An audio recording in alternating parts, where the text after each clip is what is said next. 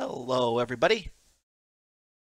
It's Mr. Pike again with another week of exciting Comm 210 live broadcasts. But before we go too far, let's go ahead and get you the link so that you all can watch.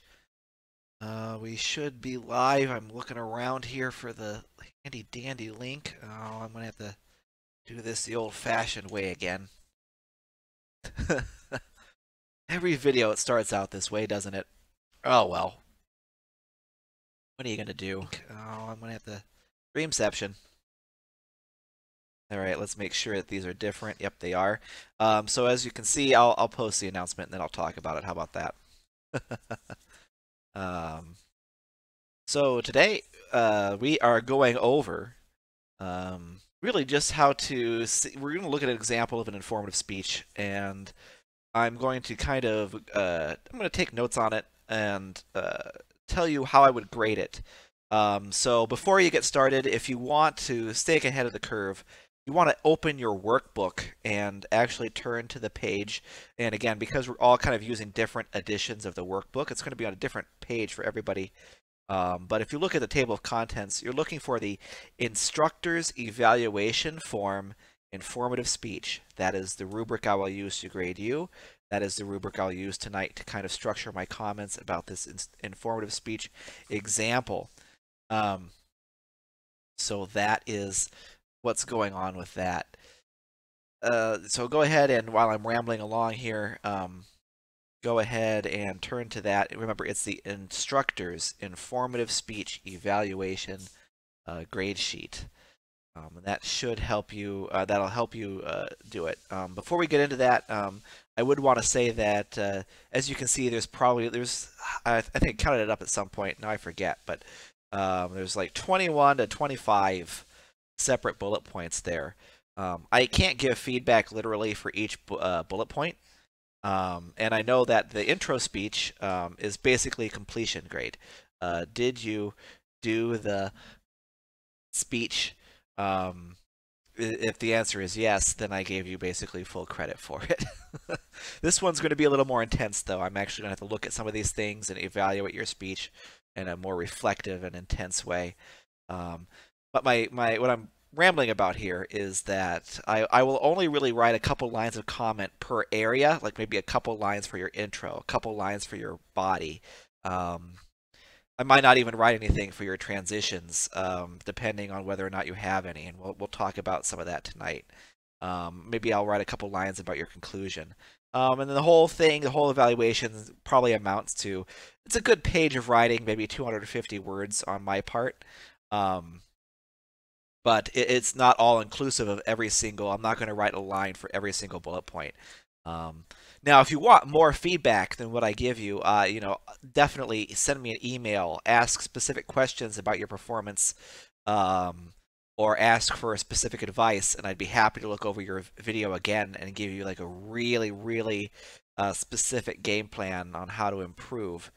And so sometimes I'm a coach, and work with the debate team, and some people like that. Others are, usually I grade students fairly highly because, quite frankly, especially in an online class, you guys tend to do a pretty good job. You're all pretty independent. You do exactly what I ask you to do, and sometimes there's not much more to say than, you cited all the sources correctly. You followed the model that we had in class. Great work, interesting topic. And that's pretty much it. The best speeches oftentimes are the ones I have least to say about because there's fewer things to correct. At least that's the coach's mentality. So if you really do want me even if you get a good grade, okay, and you want me to give you like a play-by-play of what you could do better, I'd be happy to do that for you. Just know that may not happen on your first pass. I'll probably give you the A- or B+ or whatever, and if you get a B+, I'll tell you what I took off points for and why, and how you can not get those points taken off next time. Of course, I do that anytime I take off points. But if you get an A and you want more than the 250 words or so that I'll write you, you can go ahead and ask, and I'll be more than happy to give you more feedback and be a little bit more picky. But otherwise, all right. rambling over. I kind of did that to not just let you know, but maybe to fill up some audience here before we go into our example speech. That really is the first thing on our agenda today. Well, actually, you know what? Let's buy some more time and talk more about this speech in detail. How about that? So here's my handy dandy Word document. We're going to make this into an announcement that's all fleshed out. I'll post it at the end of our session today. So informative speech details. The due date is going to be next Wednesday. I'm giving you 7 days to record this thing. It's going to be next Wednesday, July 12.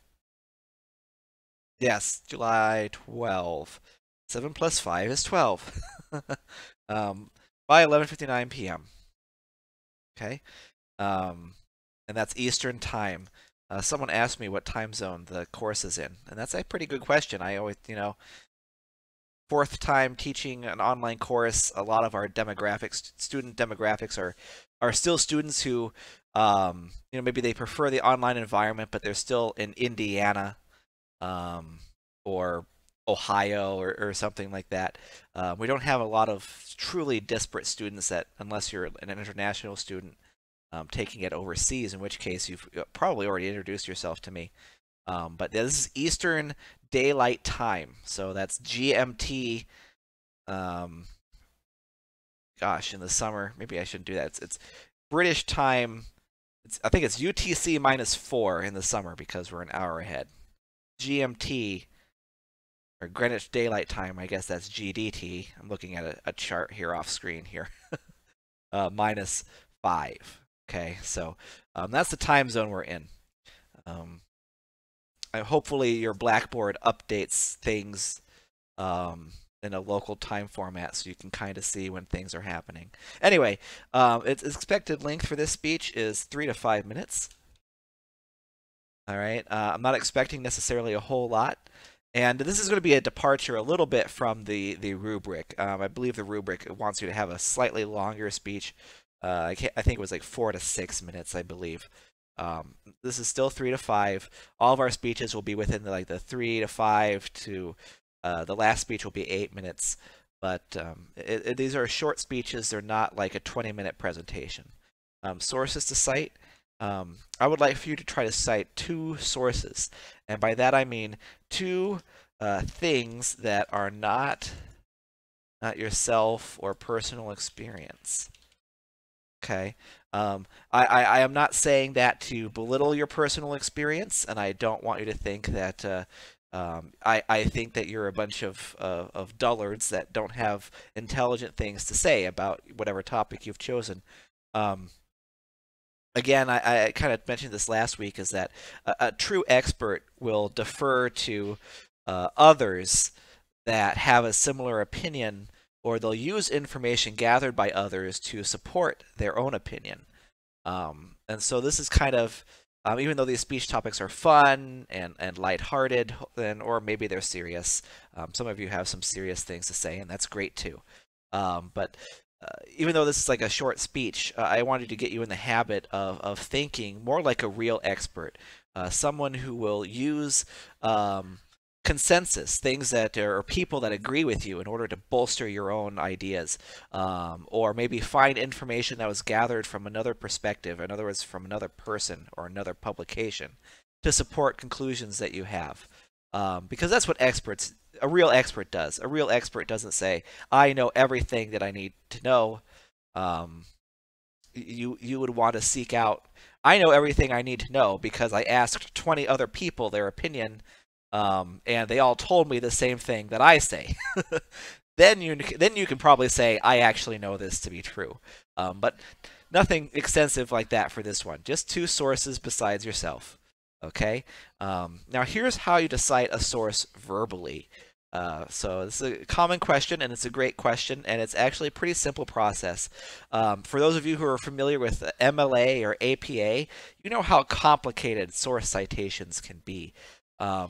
Luckily, this is not anywhere near as complicated, folks.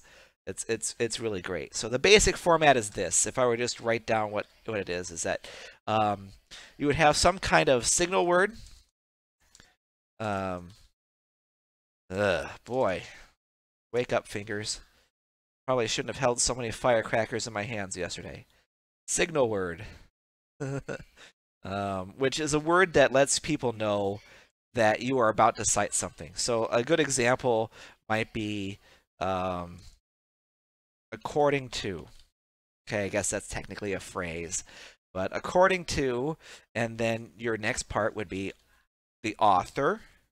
Okay, and it would have, first and last name. So you could say something like, well, by changing the Johnny Smith. Okay. The next thing you would say is probably some kind of preposition, writing in or said in or stated, something like that. Take your pick there. Take whatever is appropriate.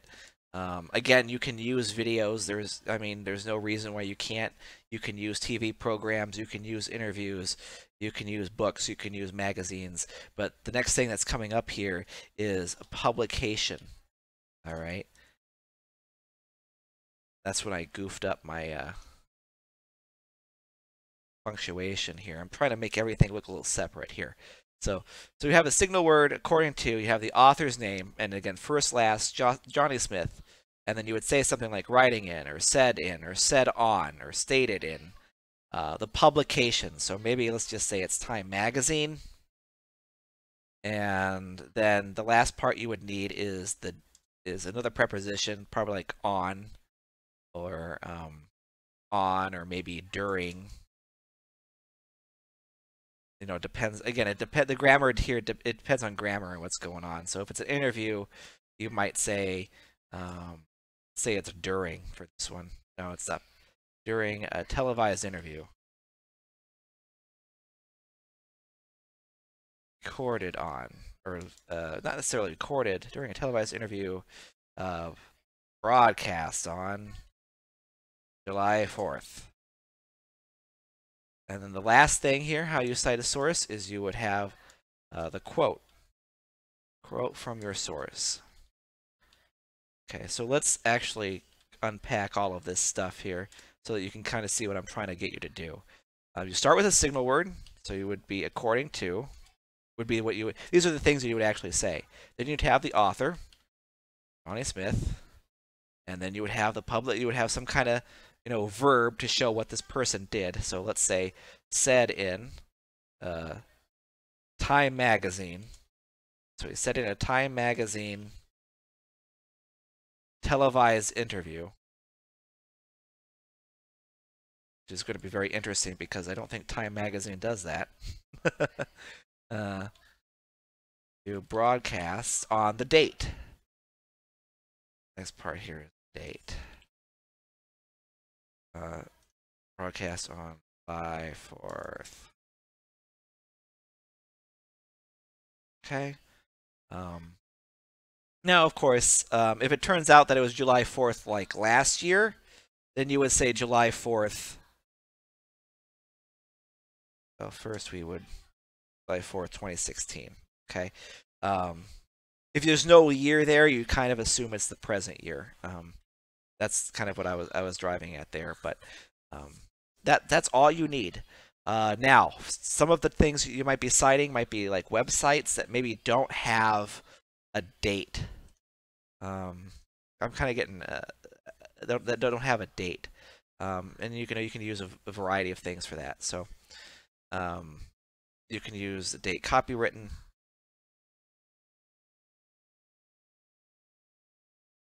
You can use so if it has like the C with a circle around it and it says 2017, then you can just say in an interview broadcast on in 2017. And then finally maybe date access, which would be the date that you found it. I think hopefully some of this is a review.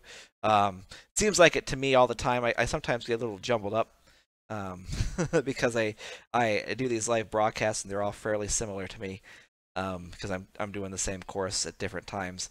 But this is how you would cite a source verbally, and it's just in a nutshell. The other thing I wanted to draw your attention to was, before we go over the example, which is the big thing we're doing tonight, if you look in the announcement here, I've gone ahead and reposted that link from last week, exactly the same link from last week. If you haven't watched that yet, you absolutely need to. It talks about how to outline, and it goes into depth about that. Speaking of outlining, though, there is something on that video that I would like to reiterate for you tonight. So if you end up watching it 2 or 3 times, that's actually really good. Just like the source citations, I'll probably talk about how to do a verbal source citation yet again when we go over our persuasive speech for the final project. But here's something that you need to know about transitions. A lot of students will forget transitions, and so I end up being pretty militant about holding you accountable during this speech for doing a transition so that you get in the habit of it. And again, this class, if nothing else, will try to increase your confidence in public speaking by giving you good habits. That way you kind of have this involuntary reflex to kind of do the things that you know the audience wants to see or would want to hear from you, so that you don't have to spend energy being nervous or anxious about it. Nonetheless, so here's how you would do a transition. They consist of 2 parts. The first part, and again, grammar in English will dictate how exactly what order you do this in. But the first part we call the internal summary, and then the next part is internal. Okay. So what do these look like? So an internal summary is one of the ways that Dr. Danker, who is actually the director of this Comm 210 program, the way that she likes to explain it during the regular school year is by telling everybody in her large lecture class that the internal summary is you tell people what you just told them, and then the internal preview is you tell them what you're going to tell them.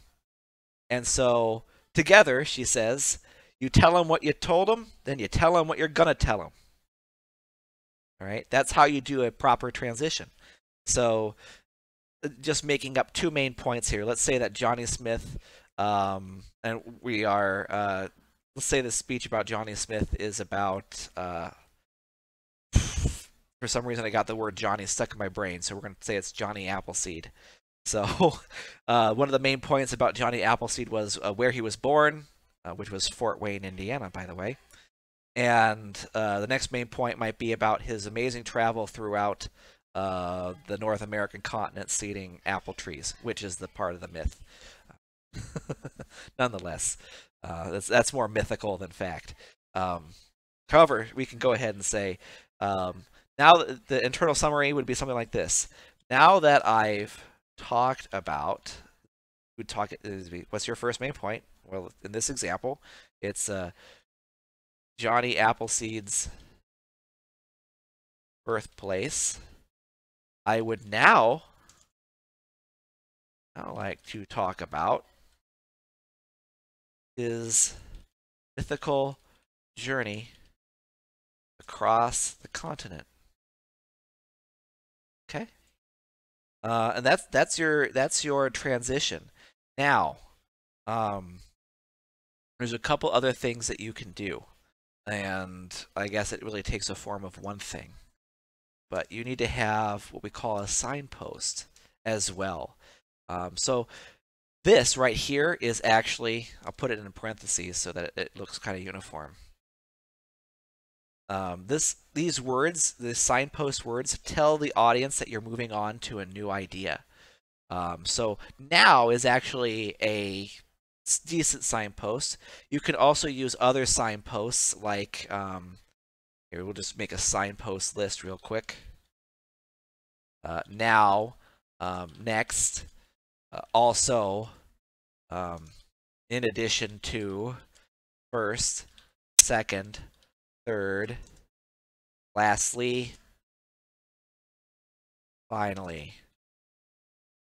And I'm sure there are literally many others, but these are the most commonly used ones. So a signpost, again, it depends on how you ended your previous sentence, and but the grammar for this is going to determine exactly where your signpost is. So you could technically have a signpost after this, continent, next, you know. Um, you can use now as well. But if you want to really hammer in the idea what's coming next, you can slap the signpost at the end there. Again, English grammar is going to determine what exactly some of these are, but the element of the signpost and the element of the internal summary and the element of the internal preview needs to be between your main points.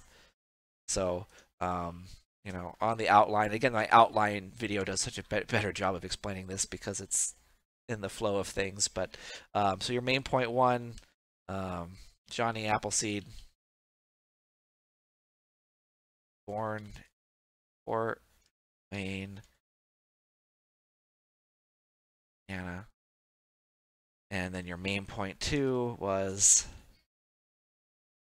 he went a mythical journey around the US. All right. So in between, you would have your transition. And that's where you have the signpost, internal summary. Okay. And again, you can do the internal preview first. You're going to have to do some grammatical, if we use this exact same example, we'd have to do some grammatical engineering here. But it doesn't necessarily matter what order it goes in, just that the elements are there, all right, and that it makes grammatical sense. Let's make that spelled correctly. All right. So having said all of that, how to cite a source verbally and transitions, and again, this is a great segue, because if we look at the transitions on the grade sheet, again, we're looking at for those of you who just showed up in the chat, we're looking at the grade sheet on, in your workbook, it's labeled the Instructor's Informative Speech Evaluation Form. If you're using a really old edition, it will say something like grade sheet or grade form. I might slip up and call it a rubric. It's not really a rubric, and it's not labeled as such, but that's what I'm talking about. So we're looking at that, and actually, if you look closely at that, you'll notice that if you add up the introduction, the transitions, and the conclusion parts of that rubric, they are actually worth more points together than your body is. So this speech is really trying to get you to focus on the organization of your speech. And again, the outline video that I linked to you last week, which again I'm, I guess, quote unquote, assigning you to watch this week, does a marvelous job of explaining those things. But those are the three things that you should focus on, is getting those really hammered out, and not so much on the content. Again, I only want you to cite 2 sources here, and I only need the speech to be 3 to 5 minutes long. The point of this speech is to get your organization, your thought patterns together. It's not really to have a big long research assignment that proves you're an expert on anything. Even though I talk about expertise a lot here in this video, the real purpose of this assignment is just to get you to talk in an organized fashion. That's really what we're looking at. So having said that, let's go ahead and look at an example of a good informative speech. This example that I'm going to show you is from an online class. It's actually an example that another instructor has uploaded. So it's not necessarily a student giving this speech, but they do it kind of how you would do it. They're using there's a computer in the background they're using as a visual aid. So go ahead and pay attention to that. They're sitting at a computer, much like many of you did for your intro speech.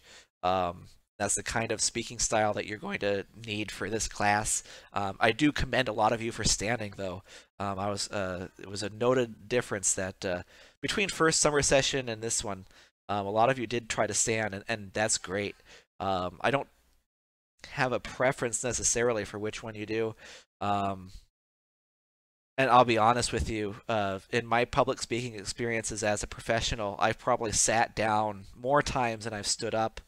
Um, uh, I guess us academics at least are lazy. When we go to give presentations, we often have a chair and a desk, um, and a glass of water, and we talk about our poster that we've made, or we talk about the report that we did. Um, most of my board meeting reports that I do for the college, with the debate team, we're seated at desks. So it's either way, you're getting good practice for what you'll be expected to do. I'd say it's about 50-50. So if you want to practice, you don't want to do half your speeches for this class standing up and the other half sitting down, that's fine too.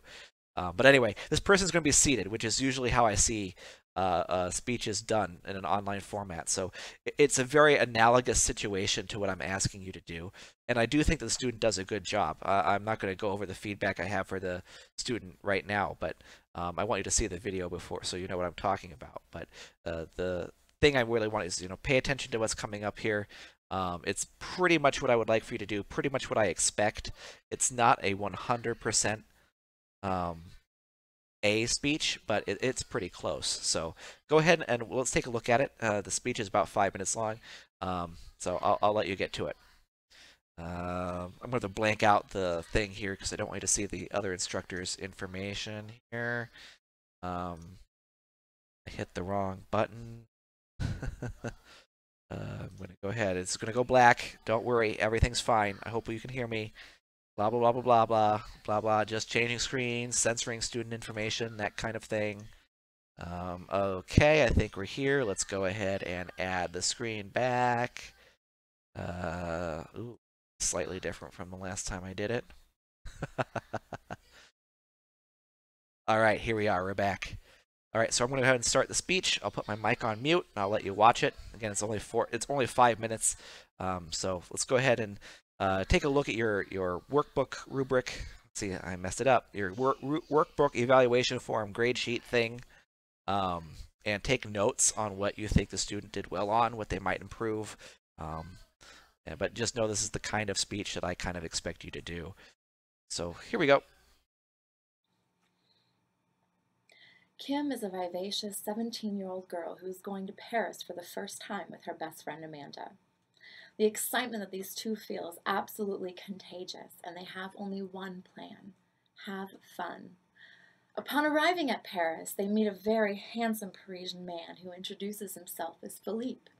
He offers to give the two a ride to their hotel, and they both eagerly agree. After arriving at their destination, he invites them to a party later that night and tells both of them he wants to know what room number they're in, so that way he knows where to pick them up later that night. Amanda gives him the information without a moment's hesitation, and then both of the girls rush upstairs to prepare for a night that neither of them will ever forget. Hours later, their room is broken into, and both of the girls are kidnapped, thus beginning a terrifying journey for Kim, who is prized most for her purity. I'm sure many of you have seen the movie Taken, and if so, knows what happens over the course of the hour and a half. Taken is not based on a true story, but it is based on real-life events. Human trafficking happens all over the world, and millions of people are kidnapped or sold into slavery every year. I am going to tell you about human trafficking and the statistics of this fast-growing criminal industry. Human trafficking is very common, especially in countries with harsh economic problems. When I was a girl, we used to live in Germany, and my dad did several mission trips to the Czech Republic. On one of these trips, he happened to see that there were pink and blue curtains on several of the windows in a street. He innocently asked the driver if this was a way for the parents to let people know that they had a boy or a girl. The driver answered, "Well, yes." This was a way for customers to decide whether they wanted a boy or a girl for the night. These parents were, in a sense, pimping their children out. Many people actually defended these parents, stating that this was the best way to keep a family together. The statistics of human trafficking are absolutely overwhelming. 40 million people are kidnapped or sold into one form of slavery or another. 80% are female, 50% are children, and 85% of them all are sold as sex slaves. The U.S. has more cases of human trafficking now than any other time in history. It is estimated through humantrafficking.org that between 14,500 and 17,500 people are brought into the U.S. through human trafficking every year. There is a high demand for domestic service, construction work, sweatshops, and agriculture. It is estimated by ecpat.net that the average age of entry into street prostitution here in the United States is between 12 and 14 years of age. There have been cases of girls as young as 9.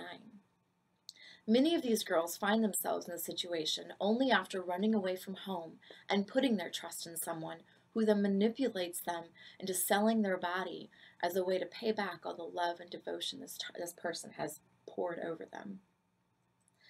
Human trafficking can also involve infant kidnapping for the sole purpose of selling that child as an orphan. This is known as child laundering. It's extremely common in Asian countries, which is why Vietnam has now closed off all its adoption processes to American families.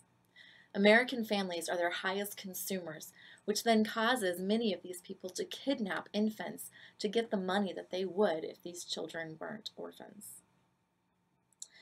There are several websites that give information and help for people who are associated with human trafficking. Humantrafficking.org gives information on how to prevent human trafficking, how to rescue or escape if you find yourself in that situation, how to prosecute an offender, and how you can provide rehabilitation for a victim. In a world that is so advanced and has an air of civility, we live in one of the world's worst eras of slavery. Many of us are either none the wiser or choose to look the other way. I hope that after hearing a fraction of what goes on behind the scenes of human trafficking, many of you will choose to either take a stand and help those who help themselves, or just even inform other people of what is going on with this ugly, ugly criminal industry.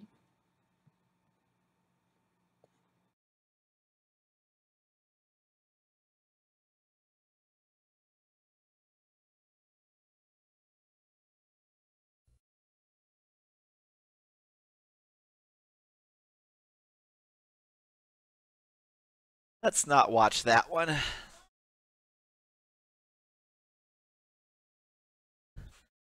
Yeah, we don't need to watch that one. Oh, I gotta mess around with my thing here. I'm gonna remove this here while I click around and make sure you don't see the student's information. Okay, I think we're back. Alright, add. No, not video capture, display capture. Yes, that's what we want. Oop. Okay, we should be back. Alright. So, what did we think about that speech? Oh, conveniently, it just looks like it went from 5 people to no people. So I guess I'll just talk about what I saw there. So the person's introduction, I felt was pretty good. She followed the format in the outline that's in your workbook pretty well. This was not a Ball State student, by the way, which may account for some of the things that we're going to talk about are missing, but she did a pretty good job. She had a hook, which was, or the attention getter, which was the movie. So, and that was a very popular movie, one that I'm sure many of us saw, or at least saw the trailer for, to talk about the, well, the subject of the movie, which is human trafficking and sexual exploitation. So that was great. One critique I have of it is that you could say it was too long of an introduction. Generally speaking, introductions should last on a 3 to 5 minute speech, probably around 30 to 45 seconds or 1 minute max. Okay, so that's 1/3 to 1/5 of your speaking time. You're not. That was just a little bit. It was maybe. I think it was. I wrote it down here and I scribbled it. It was about 1 minute 30 seconds. That's just a little bit too long to kind of get to the first main point. Is it a hard and fast rule? No. But some people do pick up on that. This is without necessarily maybe prompting them, which tends to mean that that rule of thumb of 30 to 45 seconds is probably pretty good. Um, but it was exactly what I think of an introduction. It had the attention getter. It had the thesis in it. It kind of previewed what we were going over. Again, the preview, and if you watch the thing from last week, the preview is a list of all main points inside your introduction. So you would actually talk about each main point. Not talk about them, I'm sorry. You would list them out. You would say, first we'll talk about Johnny Appleseed's birthplace. Then we'll talk about his mythical journey across a continent. Then we'll talk about how the myth stacks up against the actual man. And there you go. That's your preview for the whole speech inside your introduction. But she kind of did that. I would probably give her, again, this is not a perfect speech, so I'd probably give her maybe an 8.5 or a 9 out of 10 for that. The next part, her body, I think it was pretty well developed. She had some research that she had done. She talked about some logical points, I think, in terms of human trafficking. She has some statistics. She was well researched. I really can't think of a reason why I would knock points off of this section. Now, usually in the body of the speech, this is where someone in chat would say, well, I kind of noticed that there was a typo, or perhaps she misspoke during her speech, and that was the issue between the 4 million, or rather the discrepancy, I guess, between her visual aid for one of the statistics and what she said. Now, because I didn't do any, I always use this as an example. I guess I have no excuses at this point, but we don't necessarily know which one of those figures is correct. Was it the 40 million or the 4 million? They both sound unreasonably high, but the point is that because she did the research on it, and we're relying on her for information. When your visual aid and what you speak don't match up, it is definitely worth going back and correcting one of them in the middle of your speech. It's important to say, oh, I put a 0 there that shouldn't be there. I'm sorry, it's only 4 million. Or you could say, oh, I'm sorry, I just misspoke. It's 40 million. Sorry about that. That's okay. That's totally fine. Remember, especially in real world situations, you're being asked to speak on something because you've done research, you have an experience that other people don't have. That's why they need you to talk to them. So if you say something wrong, don't think to yourself, well, the show must go on. This is not, real life is not theater class. I know that in a theater or performance type setting, if you make a mistake, the advice is to just kind of continue on from that point and never really acknowledge that a mistake was made. That's not so here. If you make a mistake while talking, correct it immediately, as soon as you realize it. Now, it's also possible that she didn't realize it, in which case we could talk about how she should have proofread her PowerPoint or should have proofread her notes that she had off of screen. What are you going to do? But in terms of the body, that's what I would probably take off points for. There is nothing on this rubric that says visual aid is accurate or synchronized with presentation. So as an instructor, I probably would just say, hey, I noticed you made a mistake. Someone could feasibly take off points for this. Don't do it again, type of deal. But I would have given her full credit or near full credit on her body. Now, next on the preview, on the transitions, this is where she was kind of a little weak, and this is kind of where I say she probably would have benefited from being a Ball State student. She did have signposts in which she would say next or second or also, but she didn't necessarily have these parts. And if she did, she usually had just one or the other. You need all three of these elements to have a good transition. And If you're missing them, I will take off points. I will say, it's great that you had a lot of signposts where you said first, second, third throughout your speech, but you forgot that you're still supposed to remind us to what you told us and tell us what you're gonna tell us. It's good to have that repetition in speaking because once you say it, this is unlike other forms of communication. If this was a written report, someone could just look back up on the previous paragraph and double check what they read. It's not true in public speaking. It's better to repeat yourself. So actually, let's go ahead and put down here, correct yourself if you find mistakes while talking. That's kind of a big important thing. I should probably have down there. And of course, make sure you have all elements of a transition. So once again, she had them. She had signposts, and she would have internal summaries, but she would always kind of be missing one or more of the three when she was going between main points. It wasn't to the point where where I felt confused, but I would say it's probably another 8.5 or 9 out of 10. Now let's see her conclusion. I think it served everything a conclusion to serve.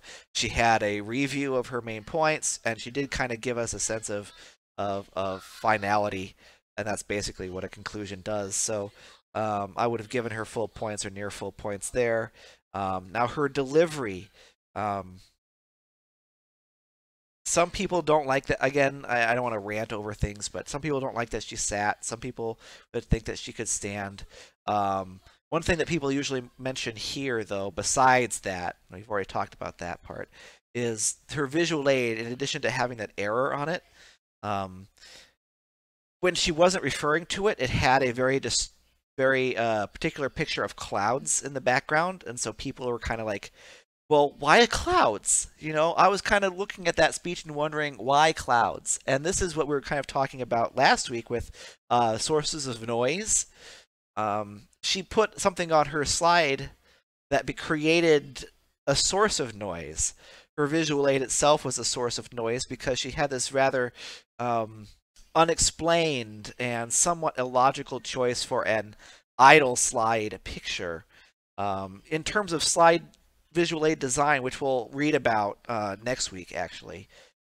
So I don't want to steal too much of my own thunder here, but she had the right idea by having what we call them idle slides, which means that you're not really referring to information from your PowerPoint, you're just kind of talking. So it's better to not leave the slide on the old information, and you can't advance the slide to the new information that you're not ready yet. So you have a slide in between that's just there to space that out, if you can understand what I'm saying. Again, if you're not, next week we'll talk about it more. So hopefully we'll get it by the end of the next week. But she chose an actual picture that was at one point that was visually interesting enough that people paid attention to it. It's much better for idle slides to be blank, or heck, you could even turn off the projector. If you have that capability, simply because you don't want to have people sitting there making internal noise wondering why you chose clouds, right? Now, of course, you can have an idle slide that's a little fancier if you explain why the idle slide the way it is. A lot of corporations, for example, will use an enlargement of their corporate logo as an idle slide. So maybe they'll talk about a chart for a while, and then they'll hit the button and they'll go to the corporate logo and they'll talk about something else while their aide is preparing the next slide or whatever. That's fine. It doesn't have to literally be blank all the time, but it should be something that, Nintendo is displaying their corporate logo between slides or between video game screenshots while they talk about stuff. That makes sense. If Nintendo displayed a picture of a bouquet of roses, people in the audience would be thinking, well, that's a nice picture of roses. I wonder why they're using roses. What does Nintendo video games have to do with a bouquet of roses? Right? That's internal noise, and you want to avoid that. You know, you have enough internal noise when people are sitting to themselves thinking, I'm hungry. It's 1 p.m. I'm watching this video right before lunch. I'm really hungry. Like, you can't do anything about that, at least in our online environment. So don't go out of your way to create an intriguing and beautiful. I mean, it's a nice slide, but it creates noise that distracts people from your message, and you don't need to invite that. But again, this speech doesn't require or have a visual aid part component to it. So I can't really knock her off there, but if I would probably put it in delivery, and I would say your actual talking was fine. um, I don't have a problem with you sitting down, but you made some choices with your background visual aid that were distracting, and that's probably where I would take that part off is the delivery part. So 8.5 to 9 out of 10 there. So we would probably have an average grade of a high A or a B plus. That's how I would grade that speech. Except for that mistake with the visual aid, and again, being fully aware that we haven't talked about visual aids yet. I'm pretty forgiving about that. So this is basically on the level that I would expect you to do. If you do a speech like that, the least you could do would be a B plus. And I'm sure that now that we've talked about some of the mistakes they made, how some of the things that they needed to include, like more complete transitions, more complete preview in the introduction, you won't necessarily need to get that B plus either. But that's basically where I would see you to be at. Don't get too obsessed with comparing yourself to this person or rewatching this video. It's important that you do things yourself. When I say that, I mean not that you can't help people helping you. I would hope that you ask me for help. And if you don't feel like you can ask me for help, that's not good. But ask people to help you. But what I'm trying to say is, don't get obsessed with comparing yourself to this random person whose video I found. I mean, it's not truly random, but to you it is. So just focus on following the instructions in the outline video. Follow the advice that I've tried to give you tonight. Just focus on that. And know that if you get a performance similar to hers, you'll have a pretty high grade. And that's really all I have to say to you about that. We're moving on here. It's 47 minutes. I'll have to let you go soon. Before I do, let's do some bookkeeping things. I want to show you, at least on this video, that I have posted your speech links or your assignment links for this week. So you have two assignments, one of which is to turn in your informative speech outline. Okay, again, that outline video will explain to you what that is and how it should look. There's also and I say this in the video too, but there is an example outline in your book. It's a workbook. It's clearly labeled informative speech outline or skeletal outline. Just use that. Fill in the blanks there with your own information, and you'll get full credit. I have no doubt. It doesn't necessarily need more instruction than that, really. But so you would turn in your informative speech outline. Again, it's due a week from today at the end of the day. It's 11:59. I'm going to say it's worth 10 points. It's actually the same. If you look at your rubric, there's this thing that says preparation, and that includes your outline. So even though it says 10 points here, that 10 points is actually going to be on your main speech grade. It's not a separate assignment in terms of a grade. So even at the end of the semester, you'll see a blank, or what we call a null grade there, which means it doesn't count for or against you. It's simply going to be a score out of 10 on your grade sheet for this speech. Speaking of which, your informative speech video.